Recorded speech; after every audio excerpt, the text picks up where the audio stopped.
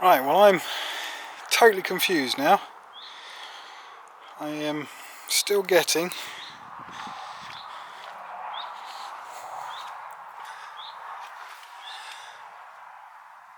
yaw rate sensor circuit and lateral accelerometer circuit faults. I've had the entire thing apart. I've even scoped the network bus as well. I've fitted a replacement yaw sensor, a replacement ABS module.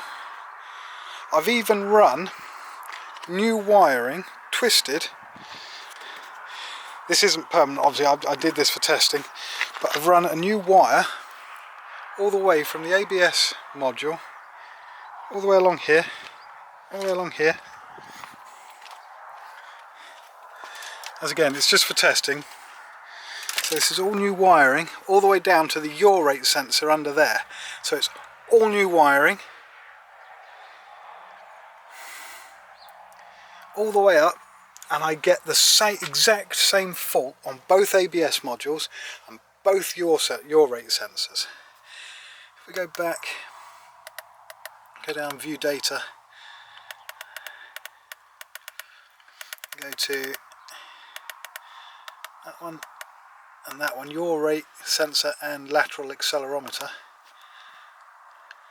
We'll turn the ignition on, helps Anthony.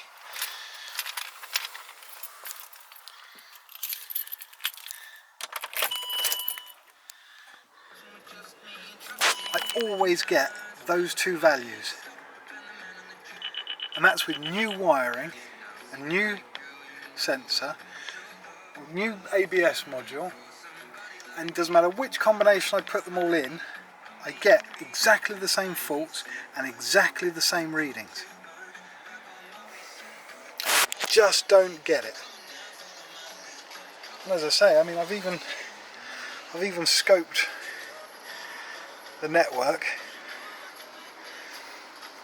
and I just don't get it. What do you reckon, cows? I just don't understand. I really honestly don't understand. As I say, I've run new, wiring down into the connector, into the module, just to see if that changes anything, and I still get circuit fault, and it's a whole new circuit.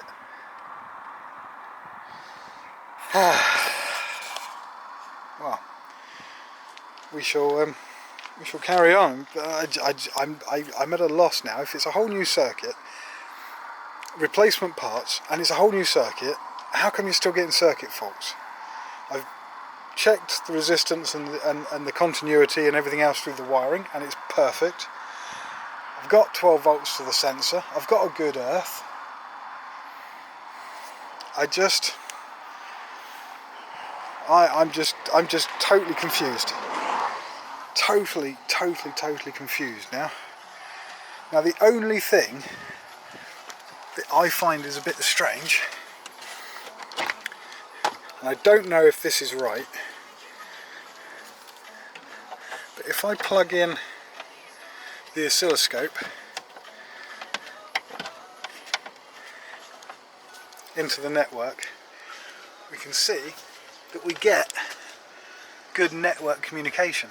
It's perfectly in sync, everything's great. But what I don't know if this is right is when you turn the ignition off, it does that. It's as if the CAN low signal shorts to ground. Now, whereas on the BMW, once the CAN goes to sleep, it completely flatlines. Well, flatlines, goes to 2.5 volts, 2.5 volts, but there's no communication. There's no jumping around. It's not, the CAN doesn't still want to talk, whereas this does. But CAN low shorts to ground. So if I turn the ignition back on again, CAN goes back to normal. Car starts, no problem at all. everything seems fine. But it's these two warning lights that I can't get rid of. That one and that one. That one is because I got the seat out.